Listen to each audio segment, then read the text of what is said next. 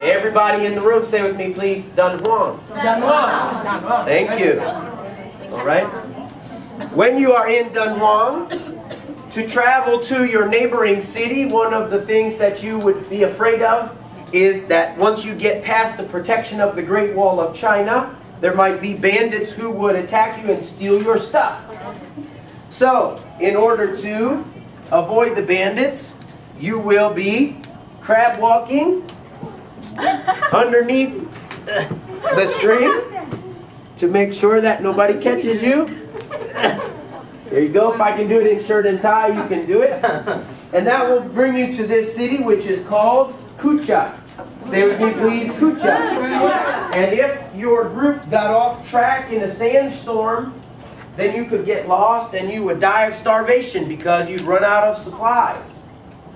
And so to prevent yourself from getting lost in a sandstorm, you have to close your eyes and travel through the desert, okay, to the other side, where you will arrive in the city of Kashgar. Say with me, Kashgar. Kashgar. Very good. Okay? In Kashgar, you would have a chance to trade for some Indian spices. Very good. All right? After you leave Kashgar, you will be on your way to a city called Ctesiphon. It starts with a CT, but you pronounce it Ctesiphon. Say with me, please. Ctesiphon. Very good. You're growing up, being more mature right from a very young age. To get there, though, you have to travel through some dangerous mountains. And so when you travel from Kashgar to Ctesiphon, you have to go over the mountain.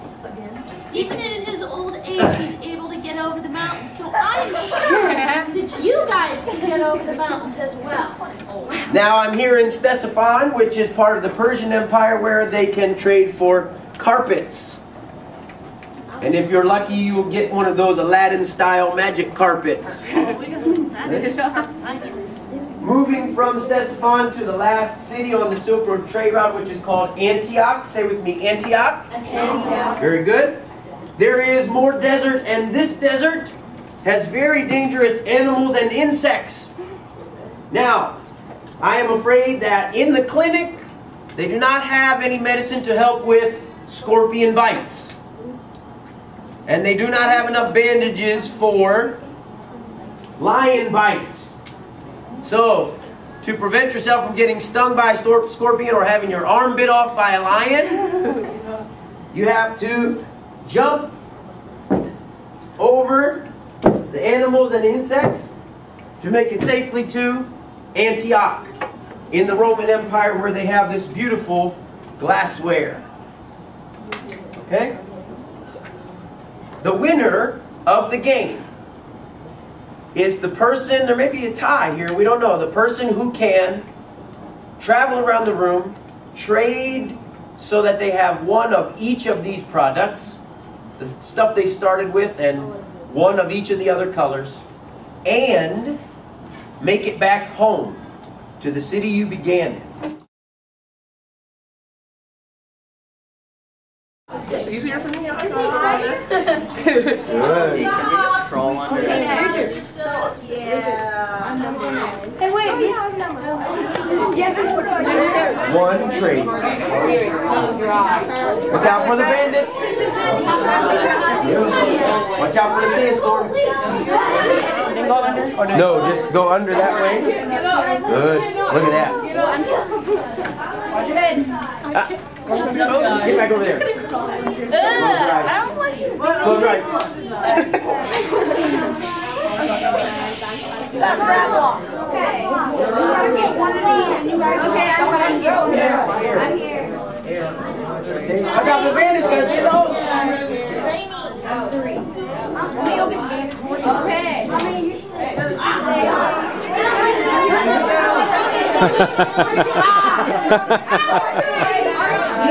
One. Hey, who needs to trade for some silk? I need to trade with some silk.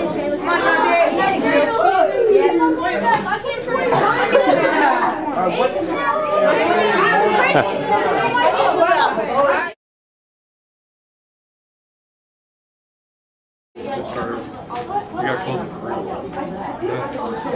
It really does. can't leave only do one until it's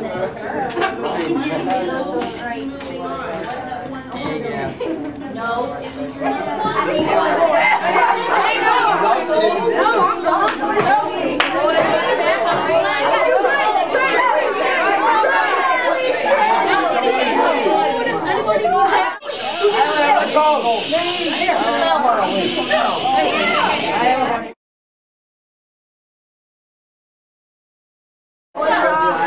Make sure you don't fall off.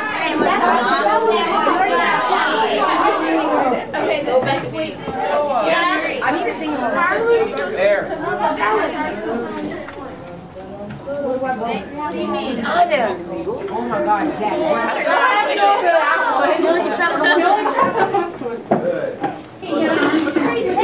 you didn't frame me, my God. Spices? Carpet. Where I got 4. I got 4. All I need is gold. I have a question.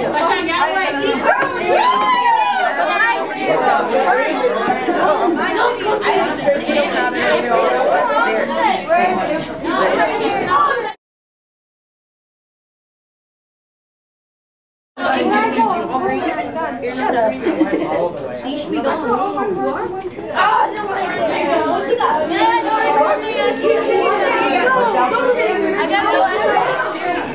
Number 3. Wait till she hops the rest of Number 2 is moving.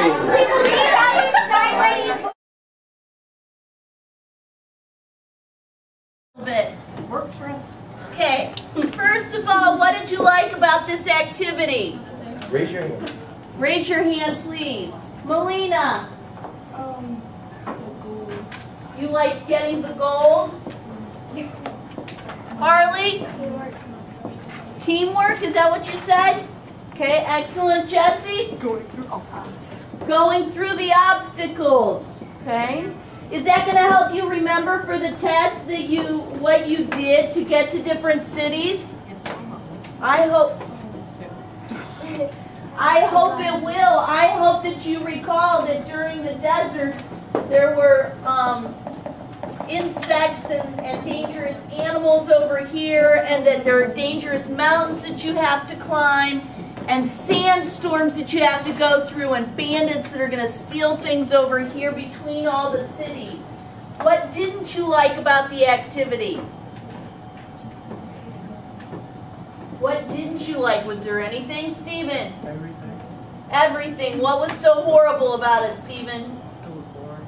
It was boring. Would you rather, Stephen, me put you in the room and tell you to start doing reading notes? No. Reading notes are boring and this is not. Harley. It was crowded. It was crowded. Where was it crowded at, Harley? And the home places. At the home places. Was it crowded over here? No, it wasn't. What city is that over there? You guys are going to have to help me out. Dunghot or Dunlop. Okay, so was it crowded over here? No. Was it crowded over there at, what are you guys? No. Antioch? Are you Antioch over here? Yeah, but it wasn't Antioch. It wasn't crowded over here. Where was it crowded? Why do you think it was so crowded here in the center? Because people have the travel. Because people had to travel and it's the middle. Okay, so do you think maybe on the Silk Road, as people traveled it, that the center was going to be more crowded? Ryan? I bet yeah, because that's like a trading center. Everybody their peak was in the middle. Like, everybody was mostly in the middle, not out here. So, like, if you notice, like, here was empty, and the 4 point over there was empty, but everywhere in the middle, that's where everybody was at. It was a trading center. Where they were meeting at the trading centers in the middle. Did you get all the way to China? China? Yes. You went all the way over there to that corner where Ryan is sitting? I didn't think you crap walked. I don't think you made it all the way there. You were one card away from winning. How far did you get? One place. One place and got all their cards. Ryan, you won from over there in China, right? Okay. Did you get all the way over here to Antioch? Did you jump over the thing? No. No. How far did you get? I only got to, I think, that one. I never got any farther. So what were the good things about trading along the Silk Road? What were the benefits of trading along the Silk Road? Ryan? Everybody was there. It's like, you didn't have to go all the way around. Like, everybody met in the middle and then was able to go back. You didn't have to take a round trip. So you could meet everybody, you could meet up in the center, and that was one of the benefits. Is there any other benefits about meeting it, having the Silk Road and trading along it? Kyle? You didn't have to travel as far. Didn't have to travel as far. Ryan? Meet new people. Meet new people. Okay, what would happen if a person from Greece met up with a person from China here in Kashgar? Would you meet new people, and when you meet new people, what happens? Besides trading your goods, what else am I going to trade? What else am I going to trade?